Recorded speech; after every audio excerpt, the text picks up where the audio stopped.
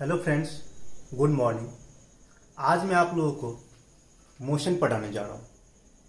तो सबसे पहले हम डिस्कस करते हैं कि हम कैसे डिसाइड करेंगे कि कोई ऑब्जेक्ट रेस्ट पे है या फिर मोशन में। तो सबसे पहले हम रेस्ट और मोशन का डेफिनेशन देखते हैं। तो देखिए, रेस्ट,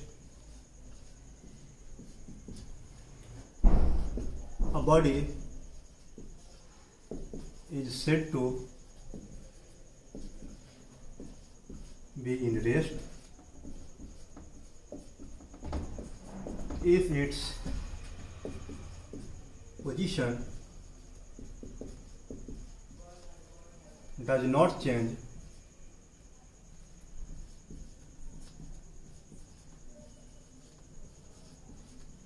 with time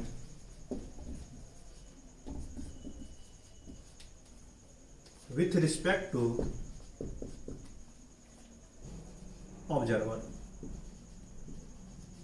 ऑब्जर्वर को ही हम कहते हैं पॉइंट ऑफ रेफरेंस। देखिए, रेस्ट क्या होता है? किसी ऑब्जेक्ट को हम कब कहेंगे कि ये ऑब्जेक्ट रेस्ट पे है? तो उसको हम रेस्ट पे तब कहेंगे जब टाइम के साथ उस ऑब्जेक्ट का पोजीशन चेंज नहीं हो। यानी जैसे देखिए, कोई ऑब्जेक्ट यहां पे रखा हुआ है, हम देखें t इक्वल टू 0 सेकेंड पे ये ऑब्जेक्ट यहां पे रखा हुआ है। फिर 5 सेकेंड बाद देखें ये ऑब्जेक्ट इसी पोजीशन पे रखा हुआ है, यानी इसके पोजीशन में कोई चेंज नहीं आया है। तो हम कहेंगे कि ये ऑब्जेक्ट रेस्ट पे है। कौन कहेगा? हम कहेंगे। क्यों? क्योंकि हम इसको ऑब्जर्व कर रहे हैं।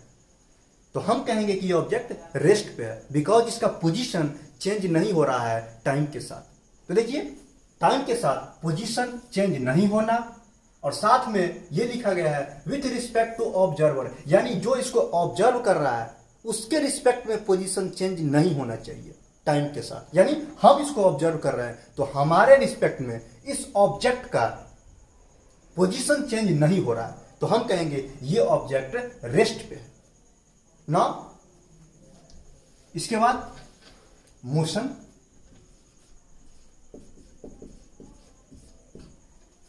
a body is said to be in motion if its position changes with time with respect to observer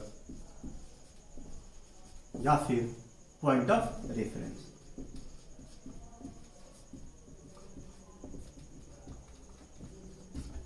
यानी किसी ऑब्जेक्ट को हम मोशन में तब कहेंगे जब उसका पोजीशन टाइम के साथ चेंज हो विथ रिस्पेक्ट टू ऑब्जर्वर, यानी जो उसको ऑब्जर्व कर रहा है उसके रिस्पेक्ट में टाइम के साथ में पोजीशन चेंज होना चाहिए। तो हम कहेंगे कि वो ऑब्जेक्ट मोशन में।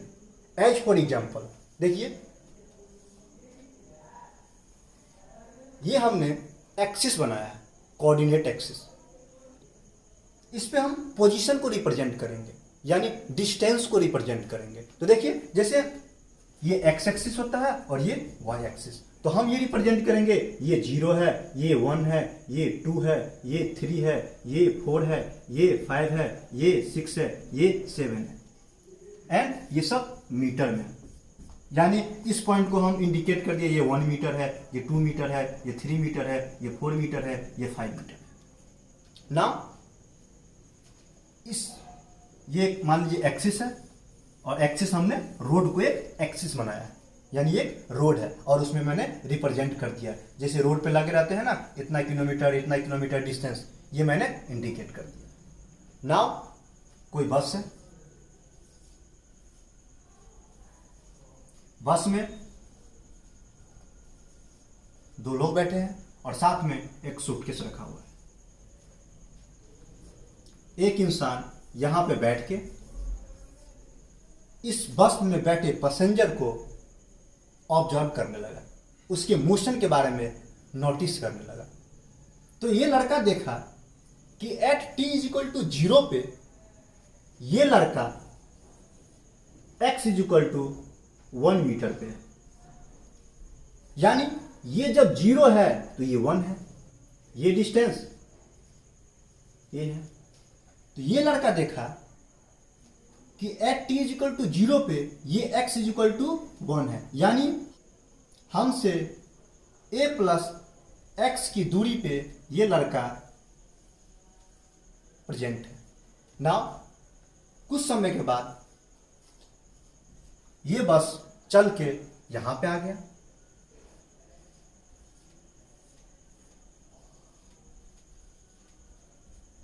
यहां पे आ गया।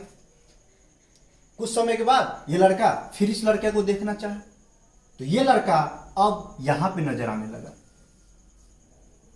यानी इस लड़के का पोजीशन अब x is equal to 7 metre हो गया। जब इस लड़का से पूछेंगे ए लड़का बता ये लड़का अब कहां है, तो ये बोलेगा अब मेरे से वो a प्लस 7 मीटर की दूरी पे है। फिर देखेगा पहले तो a प्लस 1 मीटर की दूरी पे था, कुछ समय के बाद a प्लस 7 मीटर की दूरी पे चले गया, यानी टाइम बढ़ रहा है, साथ में इस लड़के का पोजीशन चेंज हो रहा है। पहले इस पोजीशन पे था, अब इस पोजीशन पे चले गया, यानी टाइम के साथ ये लड़का अपना पोजीशन चेंज कर रहा है। किसके रिस्पेक्ट में? इस लड़के के रिस्पेक्ट में। तो ये लड़का कहेगा कि ये लड़का जो बस में बैठा हुआ है ये मोशन में है, बिकॉज टाइम के साथ इसका पोजीशन चेंज हो रहा है। नाउ मैंने इस लड़के को बोला है लड़का तुम इस लड़के को ऑब्जर्व करो, तुम्हारे रिस्पेक्ट में ये लड़का मोशन में है या रेस्ट में है। तो देखिए ठीक है, इसने देखना प्रारंभ किया, देखा कि time t is equal to 0 पे ये लड़का इस लड़के से इतने दूरी पे खड़े हुए हैं। फिर time is equal to t second पे, यानी जब ये बस यहां चले आया, फिर देखता है ये लड़का इस लड़के से अभी भी उतने ही डिस्टेंस पे खड़े हैं, यानी ये लड़का कहेगा, ये वाला लड़का, सेकेंड वाला लड़का, कि टाइम के साथ इसका पोजीशन तो चेंज नहीं हो रहा है, मेरे रिस्पेक्ट में, इसके रिस्पेक्ट में। तो इसके रिस्पेक्ट में ये लड़का अभी भी रेस्ट पे ही है, बट इसके रिस्पेक्ट में ये लड़का हो या ये लड़का हो मोशन में है, बिकॉज टाइम के साथ इस लड़के का भी और इस लड़के का पोजीशन चेंज हो रहा है। t इज इक्वल टू 0 पे ये लड़का कहां था? x इज इक्वल टू 1 पे, और ये कहां था? x is equal to 2। But t is equal to t second पे, यानी कुछ समय के बाद जब बस यहां पहुंच गया तो ये लड़का तो x इज इक्वल टू 7 पे आ गया और ये लड़का x इज इक्वल टू 8 पे आ गया, यानी टाइम तो गुजर गया, साथ में इस लड़के का पोजीशन भी यहां से यहां आ गया, यानी टाइम के साथ इसका पोजीशन बदल रहा है। तो हम कहेंगे ये लड़का मोशन में है। किसके रिस्पेक्ट में मोशन में है? इस लड़के के रिस्पेक्ट में मोशन में है। जो ऑब्जर्व कर रहा है उसके रिस्पेक्ट में पोजीशन चेंज होना चाहिए। अब इस लड़के के रिस्पेक्ट में टाइम के साथ इसका पोजीशन तो बदल ही नहीं रहा है, यानी ये लड़का अभी भी इस लड़के के रिस्पेक्ट में रेस्ट पे है। यानी रेस्ट और मोशन किसी न किसी के रिस्पेक्ट में डिसाइड होता है। हम नहीं कह सकते हैं कि कोई रेस्ट पे है या मोशन में है बिना ऑब्जर्वर को सेलेक्ट किए। जैसे हम अक्सर कह देते हैं कि ये मोशन में है, वो रेस्ट में है, उस समय हम ये सोच के चलते हैं कि हमारा जो पॉइंट ऑफ रेफरेंस है या फिर ऑब्जर्वर है वो अर्थ है। अर्थ के रिस्पेक्ट में हम कह देते हैं कि वो मोशन में है, वो रेस्ट पे है। और एक्चुअली यदि अर्थ के बारे में हम बात करें तो अर्थ भी रेस्ट पे नहीं है, अर्थ भी मोशन में है। अर्थ अपने एक्सिस पे घूमता है ना, तो वो भी तो मोशन में ही है। तो अर्थ के रिस्पेक्ट में हम रेस्ट पे हैं। क्यों? क्योंकि अर्थ घूम रहा है, उसके साथ हम भी घूम रहे हैं, तो अर्थ के रिस्पेक्ट में हम रेस्ट पे हैं जब खड़े रहते हैं तो। और हम चलना शुरू कर दिए तो अर्थ भी चल रहा है और उसके रिस्पेक्ट में हमारा पोजीशन चेंज हो रहा है तो हम मोशन में हैं। जैसे बस अब बस चल रहा है, तो बस चल रहा है तो बस के साथ में ये लड़का भी चल रहा है और ये लड़का भी चल रहा है, तो बस के रिस्पेक्ट में ये दोनों लड़का रेस्ट पे है। जैसे अर्थ घूम रहा है और अर्थ पे हम खड़े हैं और हम अपना पोजीशन चेंज नहीं कर रहे हैं। अर्थ घूम रहा है, हमारा पोजीशन अभी भी चेंज हो रहा है क्योंकि अर्थ ही घूम रहा है, बट अर्थ के रिस्पेक्ट में हम अभी भी रेस्ट पे हैं। तो ये मोशन और रेस्ट को डिसाइड करते समय हम पहले देखेंगे कि किसके रिस्पेक्ट में हम बात करने जा रहे हैं। जब ऑब्जर्वर इंडिकेट ना हो तो हम अर्थ को मान लेंगे कि ये ऑब्जर्वर है और अर्थ के रिस्पेक्ट में हम आंसर करना शुरू कर देंगे कि मोशन में है या फिर रेस्ट है। यानी देखेंगे कि अर्थ के रिस्पेक्ट में यदि पोजीशन चेंज हो रहा है तो मोशन में है और अर्थ के रिस्पेक्ट में पोजीशन चेंज नहीं हो रहा है तो रेस्ट पे है। अब physical quantity a quantity that can be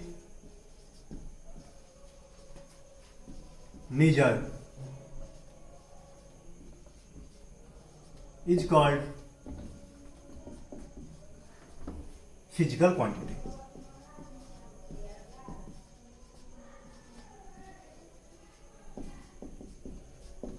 As for example,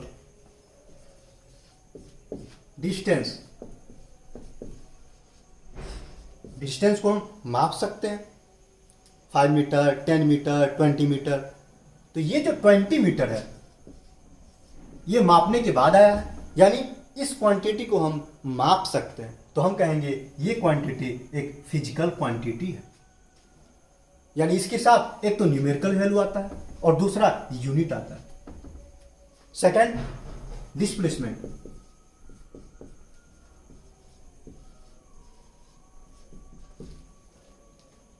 third one is speed.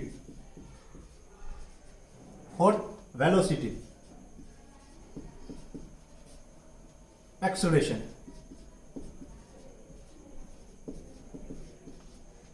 Mass,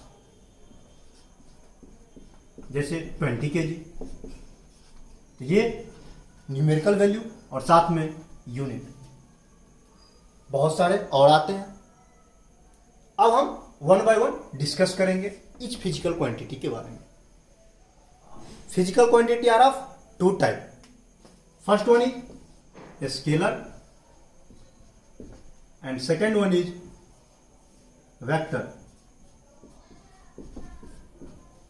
scalar physical quantity क्या होता है? वैसा फिजिकल क्वांटिटी जिसके पास मैग्नीट्यूड हो,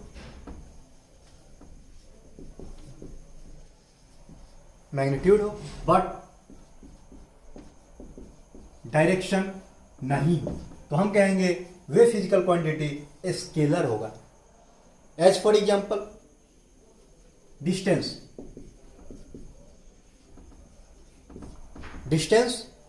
इज इक्वल टू 10 सेंटीमीटर। तो देखिए इसके पास मैग्नीट्यूड तो है, न्यूमेरिकल वैल्यू साथ में यूनिट, तो ये मैग्नीट्यूड तो है, बात इसके अंदर कुछ मेंशन नहीं है कि डायरेक्शन क्या है, east, west, north, south, up, down, यानी इसके साथ डायरेक्शन मेंशन नहीं है।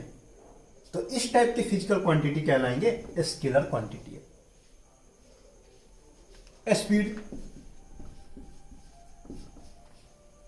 Is equal to 10 metre per second. Magnitude है बट डायरेक्शन मेंशन नहीं है। स्पीड तो है, गाड़ी में स्पीड है, बट उसके अंदर यह मेंशन नहीं है कि गाड़ी किस दिशा में जा रही है, उसे हम कहते हैं speed. That is a scalar quantity. Now vector quantity हम उसे कहेंगे जिसके पास मैग्नीट्यूड हो एंड साथ में डायरेक्शन भी हो, एंड यानी those physical quantity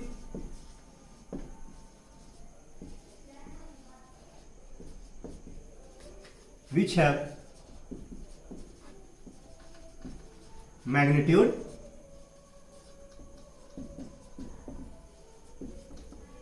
as well as direction is called vector quantity.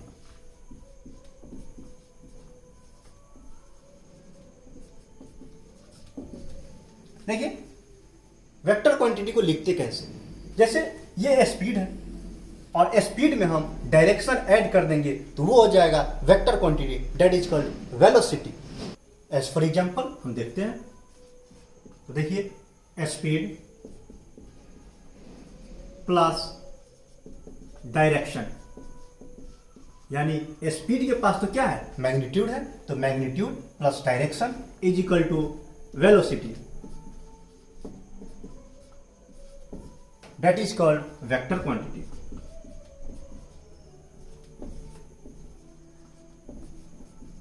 जैसे कहेंगे 10 metre per second due east, तो देखिए यहां पे मैग्नीट्यूड है 10 मीटर पर सेकेंड, साथ में डायरेक्शन मेंटेन है ईस्ट की ओर, तो हम कहेंगे ये वेक्टर क्वांटिटी है, यानी velocity is a vector quantity.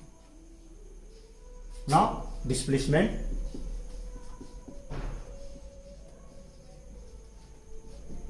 Distance plus direction, that is called displacement. Third one is acceleration.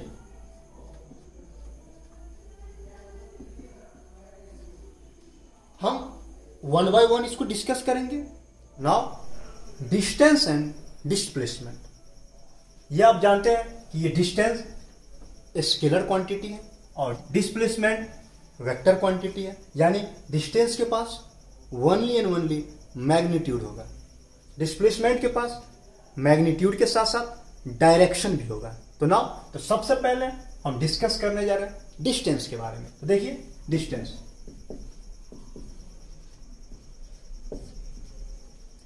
Actual path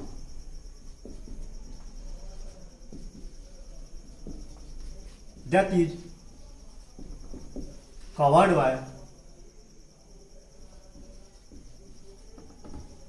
body is called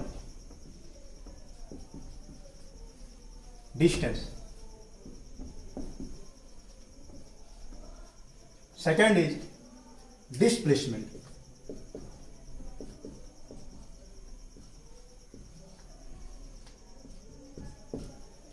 Displacement is shortest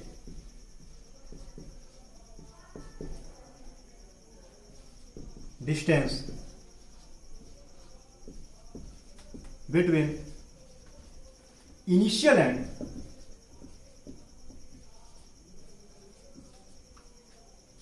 final position.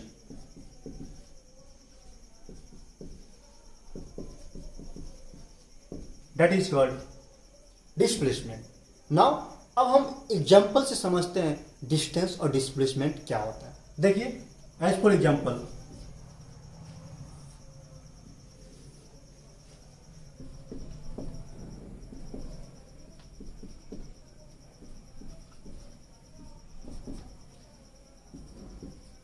ये हमारा एक्स एक्सिस है और ये वाई एक्सिस। अब हम देखते हैं डिस्टेंस और डिस्प्लेसमेंट क्या है। देखिए एक्स एक्सिस है मीटर में, यूनिट हम मीटर ले रहे हैं। तो देखिए ये ऑब्जेक्ट यहां पे है, इसने क्या किया, चलना आरंभ किया और ये जाके यहां पे रुक गया, 20 मीटर पे जाके रुक गया। अब हम यहां से खड़े होके देखेंगे कि डिस्टेंस कितना हुआ। तो डिस्टेंस क्या होता है, actual path covered by body, यानी बॉडी एक पोजीशन से दूसरे पोजीशन जाने के लिए जो एक्चुअल पाथ कवर्ड करता है उसको हम कहेंगे ये उसका डिस्टेंस। देखिए ये बॉडी यहां है, यहां से ऐसे गया, दैट इज कॉल्ड डिस्टेंस। हो सकता है कोई बॉडी यहां जाने के लिए ऐसे जाए, तो इस केस में ये हो गया डिस्टेंस। तो देखिए जब इस पाथ से गया है तो इसने ट्रेवल किया है only and only 20 metre, but यही ऑब्जेक्ट यदि ये वाला पाथ फॉलो करे तो ऑब्वियस है कि 20 से ज्यादा डिस्टेंस ट्रेवल करना पड़ेगा। हो सकता है कोई ऑब्जेक्ट ऐसे जाए, तो देखिए ये ऑब्जेक्ट इस पाथ को फॉलो कर रहा है, तो इसके लिए ये हो गया डिस्टेंस, जो कि पहले वाले डिस्टेंस दूसरे वाले डिस्टेंस दोनों से ज्यादा है। तो एक जगह से दूसरे जगह जाने के कई रास्ते हो सकते हैं, एक से ज्यादा रास्ते हो सकते हैं। किसी रास्ते से हमें दूरी कम पड़े, किसी रास्ते से ज्यादा पड़े, दोनों ही डिस्टेंस है। जिस पाथ को हम फॉलो करेंगे हमारा डिस्टेंस वही हो जाएगा। नाउ डिस्प्लेसमेंट, तो देखिए डिस्प्लेसमेंट क्या है? Shortest distance between initial and final position. तो देखिए ये ऑब्जेक्ट सॉरी इस पॉइंट और इस पॉइंट के बीच शॉर्टेस्ट डिस्टेंस क्या होगा? बिल्कुल स्ट्रेट लाइन, यानी यहां से यहां स्ट्रेट लाइन डाल दीजिए, that is called shortest distance. तो इसका डिस्प्लेसमेंट ये वाला हो गया। डिस्प्लेसमेंट एक ही होता है, क्योंकि शॉर्टेस्ट डिस्टेंस कभी दो नहीं हो सकता। यदि शॉर्टेस्ट डिस्टेंस दो हो जाएगा तो फिर शॉर्टेस्ट कौन सा होगा? सबसे छोटा तो कोई एक ही होगा ना, तो सबसे छोटा डिस्टेंस यही है। तो देखिए ये तो हो गया डिस्प्लेसमेंट। डिस्टेंस कौन कौन सा? डिस्टेंस यदि इस पाथ को फॉलो करेंगे तो ये हो गया हमारा डिस्टेंस, इस पाथ को फॉलो करेंगे तो ये हो गया डिस्टेंस, इस पाथ को फॉलो करेंगे तो ये हो गया डिस्टेंस। तो फर्स्ट एग्जांपल तो हम ये ले रहे हैं। सेकेंड एग्जांपल, एक लड़का क्या किया, यहां से चलना प्रारंभ किया, यहां से चल के 20 मीटर पे गया और फिर आके यहां पे रुक गया, इस पॉइंट पे आके रुक गया। अब हम बोलेंगे कि यहां से यहां गया फिर यहां आया, तो एक्चुअल पाथ इसका क्या हो गया? ये प्लस ये, यानी ये कितना दूर चला है? एक्चुअल में कितना दूर चला है? 20 प्लस 5 यानी 25 मीटर। ये 25 मीटर इसका डिस्टेंस हो गया। नाउ डिस्प्लेसमेंट क्या होगा? तो देखिए इनिशियल पोजीशन यानी जहां पहले था, फाइनल पोजीशन जहां जाके रुक गया, इस दोनों के बीच में डिस्टेंस कितना है? 0 से 15 यानी 15, तो डिस्प्लेसमेंट 15 मीटर हो गया। साथ में हम डायरेक्शन लगाएंगे, डायरेक्शन ये वाला डायरेक्शन हो गया। इस डायरेक्शन को हम क्या कहते हैं अभी बता रहे हैं। आई थिंक कि आपको डिस्टेंस और डिस्प्लेसमेंट समझ में आ गया होगा। हम ये भी कह सकते हैं दो पॉइंट के बीच जो सबसे छोटा डिस्टेंस होगा वही डिस्प्लेसमेंट हो जाएगा। तो यहां से हम एक कंक्लूजन लिख सकते हैं, डिस्टेंस हमेशा बड़ा या बराबर होता है डिस्प्लेसमेंट से।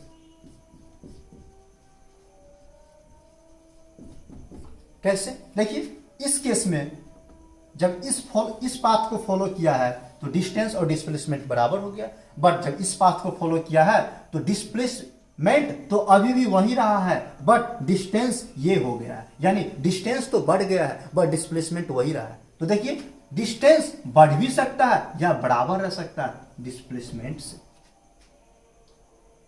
ये एक कंक्लूजन है। यूनिट, ऐसा unit and dimension of displacement. देखिए यूनिट, ऐसा unit and dimension of distance and displacement. Clear? Distance और डिस्प्लेसमेंट ये तो लेंथ है, तो लेंथ को हम सिंपली मेजर किस में करते हैं? या तो सेंटीमीटर में, या फिर मीटर में, या फिर किलोमीटर में, माइल्स और कुछ भी होता है, बट जनरली हमें ये तीन न्यूमेरिकल में यूज में आएगा ना। ये तो हमारा यूनिट हो गया, बट ऐसा यूनिट, ऐसा यूनिट का मतलब होता है इंटरनेशनल सिस्टम ऑफ यूनिट, यानी वो यूनिट जो सारे लोग फॉलो करें, हर कंट्री के लोग फॉलो करें। डिस्टेंस और डिस्प्लेसमेंट का ऐसा यूनिट होता है मीटर। नाउ डायमेंशन, डायमेंशन क्या होता है? देखिए यूनिट को ही हम एम, एल और टी के फॉर्म में दिखाते हैं तो वो हमारा डायमेंशन फॉर्मूला बन जाता है। जैसे एम इंडिकेट करता है मास को, एल इंडिकेट करता है लेंथ को और टी इंडिकेट करता है टाइम को। तो देखिए इस फॉर्मूले में ओनली मीटर है, तो देखिए मास 0 होगा यानी एम 0, लेंथ मीटर लेंथ तो एल 1 और टाइम नहीं है तो टाइम 0। तो ये हमारा हो गया डायमेंशन फॉर्मूला। जैसे एरिया होता है तो एरिया का मीटर स्क्वायर यानी L into L is equal to metre square. देखिए मीटर स्क्वायर, इसको यदि हम डायमेंशन फॉर्मूला लिखेंगे तो इसका डायमेंशन फॉर्मूला हो जाएगा मास क्या है 0 है और लेंथ स्क्वायर है यानी L2 हो जाएगा, फिर T 0 हो जाएगा। जैसे वॉल्यूम, वॉल्यूम में क्या होता है ए क्यू, क्यू का वॉल्यूम, उसमें यानी एम क्यू तो एम क्यू, मास 0, मीटर क्यू मीटर लेंथ का यूनिट है तो एल क्यू और टी 0। ऐसे हम डायमेंशन रिप्रेजेंट करते हैं। सिंपल है, अभी आपके सिलेबस में है नहीं बट सीख लेंगे तो थोड़ा सा बेटर रहेगा आगे के लिए। नाउ डिस्टेंस और डिस्प्लेसमेंट में हम कुछ डिफरेंस बताने जा रहे हैं। तो देखिए डिस्टेंस क्या है? It is a scalar quantity.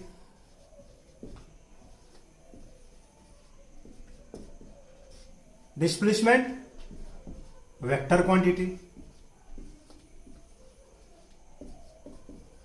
Second, distance कभी भी 0 नहीं हो सकता है, यानी डिस्टेंस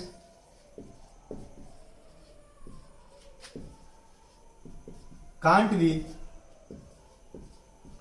0 और डिस्टेंस निगेटिव ही नहीं हो सकता है and can't be 0 and negative,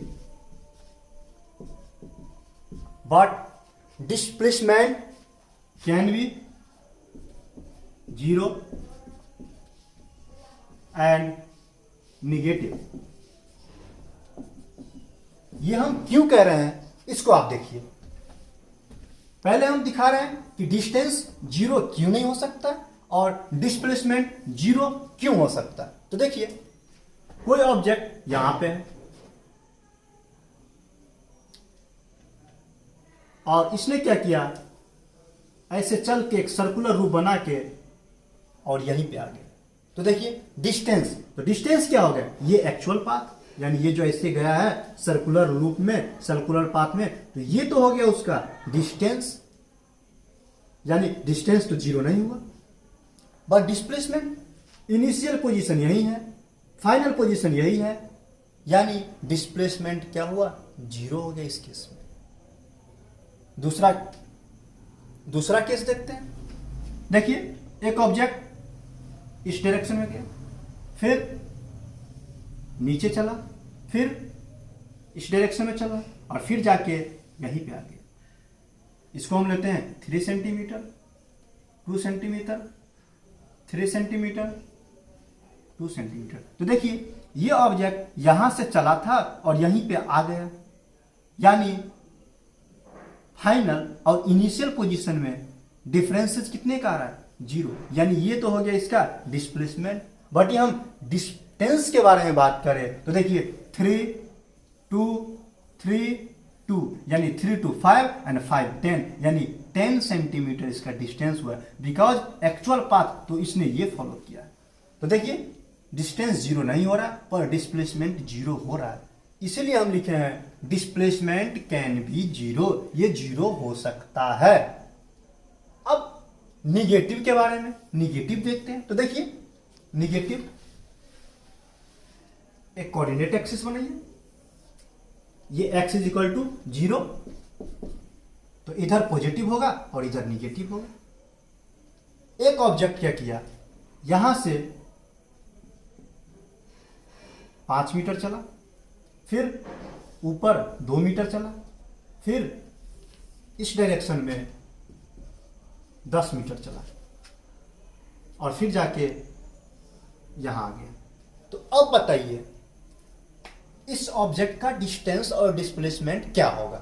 देखिए यहां से यहां गया, इस पाथ को फॉलो किया, फिर इसके बाद इस पाथ को फॉलो किया, फिर इस पाथ को फॉलो किया एंड देन इस पाथ को फॉलो किया।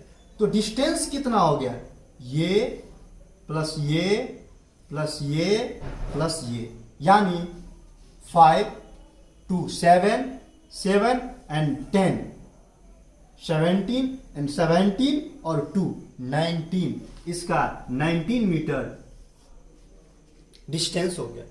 अब हम डिस्प्लेसमेंट के बारे में बात करें तो देखिए displacement initial position and final position, final minus initial यानी ये फाइनल कितना है -5, तो देखिए -5 माइनस 0 इजिकल टू -5 मीटर।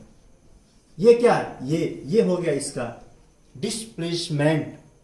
ये निगेटिव क्या इंडिकेट कर रहा है, निगेटिव इंडिकेट कर रहा है इसके डायरेक्शन को, यानी यहां से इधर तो पॉजिटिव होता है और यहां से इधर निगेटिव होता है। ये निगेटिव ओनली इंडिकेट्स कर रहा है कि ये डायरेक्शन है 0 से लेफ्ट साइड में है, ये राइट साइड हो गया और ये लेफ्ट साइड हो गया। तो माइनस इंडिकेट्स ओनली डायरेक्शन, और डिस्टेंस में तो डायरेक्शन होता ही नहीं है, तो माइनस आएगा कहां से, माइनस में होगा कैसे। तो देखिए डिस्टेंस 0 और निगेटिव नहीं हो सकता, ये मैंने देख लिया, और डिस्प्लेसमेंट 0 और निगेटिव हो सकता है, ये भी मैंने देख लिया। अब मैं आपको डायरेक्शन सिखाऊंगा, डायरेक्शन कैसे यूज में आते हैं। नाउ अब मैं डायरेक्शन सिखाने जा रहा हूं जो इस चैप्टर में आपको बार बार यूज में आएगा। तो देखिए क्वेश्चन तो हम पेपर पे सॉल्व करेंगे, तो हम पेपर के अकॉर्डिंग सीखेंगे। तो देखिए ये हमारा पेपर है, हमसे दूर जाएंगे, यदि हम अपने से दूर जाएंगे तो ये हो जाएगा नॉर्थ, पास आएंगे तो साउथ, राइट साइड जाएंगे तो ईस्ट एंड लेफ्ट साइड जाएंगे तो वेस्ट। देखिए जैसे ये हमारा पेपर है, मान लेते हैं ये पेपर है, ये पेपर है। तो देखिए यहां से यदि हम दूर जाएंगे, यानी हम यहां पे खड़े हैं, यहां पे देखिए हम यहां पे खड़े हैं, तो देखिए हम अपने से दूर जाएंगे नॉर्थ, हम अपने पास आएंगे साउथ, राइट साइड जाएंगे ईस्ट और लेफ्ट साइड जाएंगे तो वेस्ट। देखिए हम यहां खड़े हैं, हमारे पास पेपर है, तो देखिए हम अपने से दूर जा रहे हैं नॉर्थ, पास आ रहे हैं साउथ, राइट साइड जा रहे हैं ईस्ट एंड लेफ्ट साइड जा रहे हैं तो वेस्ट। आप ऐसे समझिए ये पेपर ऐसे है, ये पेपर ऐसे है, तो देखिए इधर जा रहे हैं नॉर्थ, इधर जा रहे हैं south, right side east and left side west. ये आपको फॉलो करना होगा। जब आप न्यूमेरिकल सॉल्व करोगे तो बोलेगा object travel 20 centimetre due east, तो देखिए 20 सेंटीमीटर ड्यू ईस्ट, यहां पे हम इंडिकेट कर देंगे ये 20 सेंटीमीटर हो गया। After that it travel into north direction, north direction and reaches up to 10 centimetre, 10 centimetre जाके रुक गया। अब पूछेगा डिस्टेंस और डिस्प्लेसमेंट क्या होगा। तो देखिए डिस्टेंस तो हो जाएगा ये साथ में ये, तो देखिए ये 20 और 10 30 मीटर, तो ये हो गया डिस्टेंस। अब डिस्प्लेसमेंट, तो देखिए ये डिस्प्लेसमेंट। अब बताइए क्वेश्चन में ये भी मेंशन रहेगा कि परपेंडिकुलर जाएगा, यानी यहां से परपेंडिकुलर जाएगा। तो देखिए जब ये परपेंडिकुलर हो गया, एक साइड और दूसरा साइड दिया हुआ है, तीसरा साइड निकालना है, एंगल 90 डिग्री है, तो पाइथागोरस थ्योरम लगा देंगे। तो ये डिस्प्लेसमेंट H इक्वल टू हो जाएगा प्लस यानी √300 सेंटीमीटर, यानी 10√3, ये हो जाएगा हमारा डिस्प्लेसमेंट। अभी पढ़े कि डिस्प्लेसमेंट में डायरेक्शन भी होता है। तो देखिए डायरेक्शन, अभी हम एंगल ये नहीं निकाल सकते ये कितना एंगल होगा, तो हम एंगल के फॉर्म में नहीं लिखेंगे, लेकिन ये तो हम लिख सकते हैं ना, ईस्ट और नॉर्थ के बीच में होगा, तो हम लगा देंगे लास्ट में इतना सेंटीमीटर ईस्ट नॉर्थ, ये हमारा हो गया डिस्प्लेसमेंट। नाउ सेकेंड क्वेश्चन हम ऐसे बना सकते हैं, a person travel 20 centimetre towards south, देखिए साउथ की तरफ हम चले गए 20 centimetre, then they changes direction perpendicular to the previous direction, यानी प्रीवियस डायरेक्शन ये था, उससे परपेंडिकुलर डायरेक्शन चेंज किया, परपेंडिकुलर इधर भी हो सकता है इधर भी हो सकता है। नाउ आगे मेंशन होगा it goes 20 centimetre towards west, तो देखिए 20 सेंटीमीटर टुवार्ड्स वेस्ट। अब पूछेगा कि बताओ डिस्टेंस और डिस्प्लेसमेंट क्या होगा, तो देखिए ये प्लस ये यानी 20 प्लस 20 40 सेंटीमीटर हो गया हमारा डिस्टेंस, और ये वाला हो जाएगा डिस्प्लेसमेंट, यहाँ से यहाँ डिस्प्लेसमेंट हो गया। तो फिर 90 डिग्री मेंशन्ड है यानी परपेंडिकुलर, दो साइड दिया हुआ है, तो ये हाइपोटेनस निकाल देंगे पाइथागोरस से, डिस्प्लेसमेंट आ जाएगा। नाउ अब मैं कुछ न्यूमेरिकल डिस्कस करने जा रहा हूं डिस्टेंस और डिस्प्लेसमेंट पे बेस्ड। ये सबसे पहला क्वेश्चन ये है, इसमें ए टू बी के बीच में आपको डिस्टेंस निकालना है और डिस्प्लेसमेंट, इसमें ए टू बी के बीच डिस्टेंस और डिस्प्लेसमेंट को फाइंड करना है। तो नाउ डिस्टेंस क्या होता है, डिस्टेंस होता है actual path travelled by body, इस बॉडी का ए से बी के बीच ट्रेवल करने का एक्चुअल पाथ है ये, यानी 4 मीटर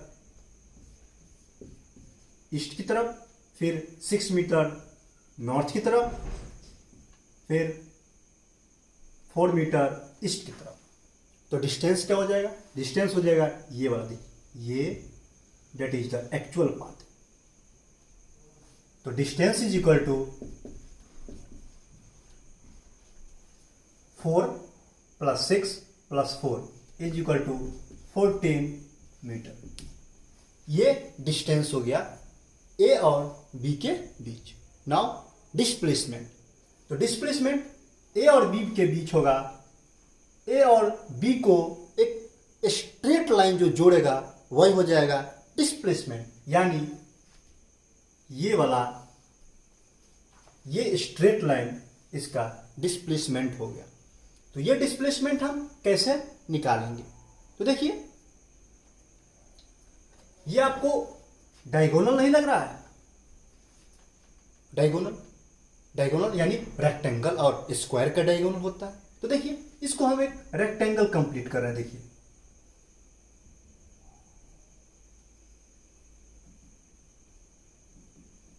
ये रेक्टेंगल हो गया, ये 4 तो ये भी 4, ये 6 तो ये भी 6, ये 4 तो ये भी 4, यानी ये वाला लेंथ हो गया 4 प्लस 4 यानी 8, और ये विड्थ हो गया 6 मीटर। तो डायगोनल इसका ये हो गया, तो डायगोनल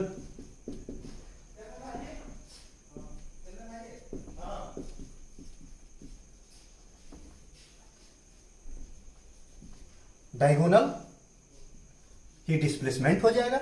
और डायगोनल निकालने का फॉर्मूला होता है root under L square plus B square. L कितना है 4 plus 4 8 metre and 6 metre width है, तो ये हो जाएगा 8 स्क्वायर प्लस 6 का स्क्वायर 100 यानी 10 मीटर।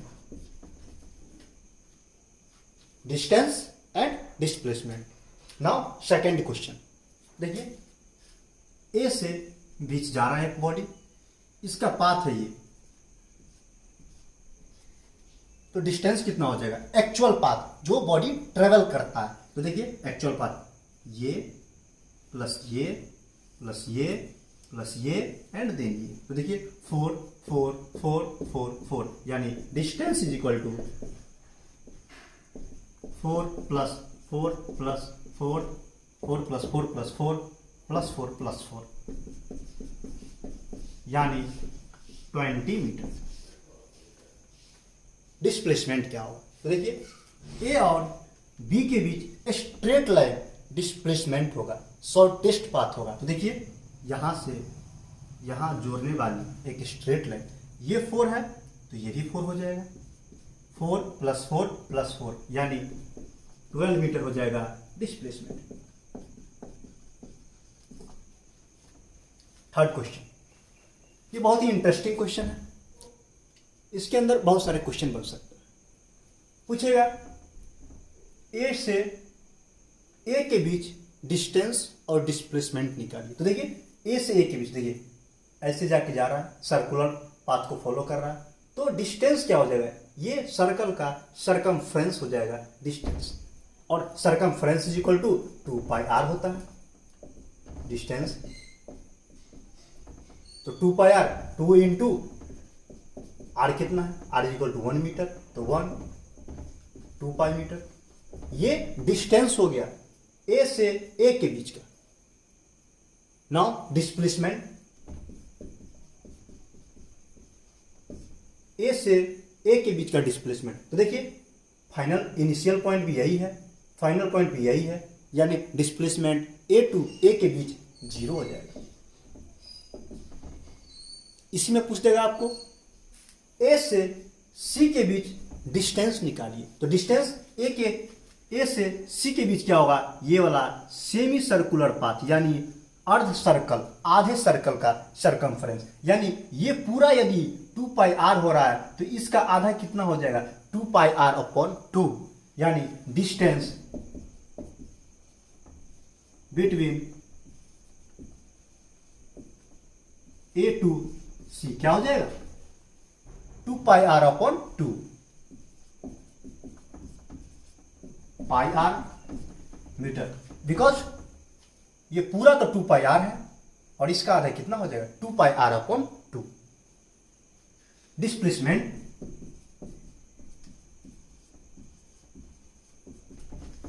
ए से सी के बीच डिस्प्लेसमेंट क्या होगा? तो देखिए यहां से यहां एक स्ट्रेट लाइन यानी ये डायमीटर, डायमीटर यानी 2r, r 1 है तो देखिए 2r is equal to 2 into 1 is equal to 2 metre. ये हो गया displacement between A and C. ऐसे ही पूछ लेगा आपको ए से बी के बीच। तो देखिए ए से बी ये होगा डिस्टेंस। अब ये जब πr है तो इसका आधा कितना हो जाएगा? πr/2। तो ये हो गया डिस्टेंस एंड डिस्प्लेसमेंट ये हो जाएगा, यानी देखिए ये 90 डिग्री है, ये 1 है, ये 1 है, तो √1² + 1² is equal to √2 metre displacement. ऐसे हम सारा फाइंड आउट कर सकते हैं। फोर्थ क्वेश्चन, तो देखिए 6 मीटर ईस्ट की तरफ, फिर 4 मीटर नॉर्थ की तरफ, फिर 6 मीटर ईस्ट की तरफ, फिर 4 मीटर नॉर्थ की तरफ। अब पूछ रहा है ए से बी के बीच डिस्टेंस एंड डिस्प्लेसमेंट। तो डिस्टेंस वेरीज 6 4 6 एंड 4। देखिए ये इसका एक्चुअल पाथ है 6 4 6 4। डिस्टेंस वेरीज यानी एक्चुअल पाथ। तो देखिए ये इसका एक्चुअल पाथ है 6 4 6 4, यानी डिस्टेंस निकालेंगे, distance is equal to 6 + 4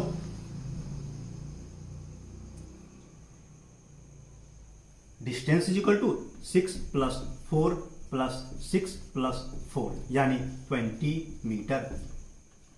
displacement, तो देखिए डिस्प्लेसमेंट कैसे होगा? 6 + 4 + 6 + 4 यानी 10 and 10 20। नाउ डिस्प्लेसमेंट कैसे होगा? देखिए डिस्प्लेसमेंट यहां से यहां के बीच एक स्ट्रेट लाइन, देखिए ये हो गया इसका स्ट्रेट लाइन। अब इसको कंप्लीट कीजिए। तो देखिए हम इसको एक रेक्टेंगल बना रहे हैं क्योंकि ये हमें एक डायगोनल की तरफ दिख रहा है। तो देखिए यदि हम इसको बढ़ा देंगे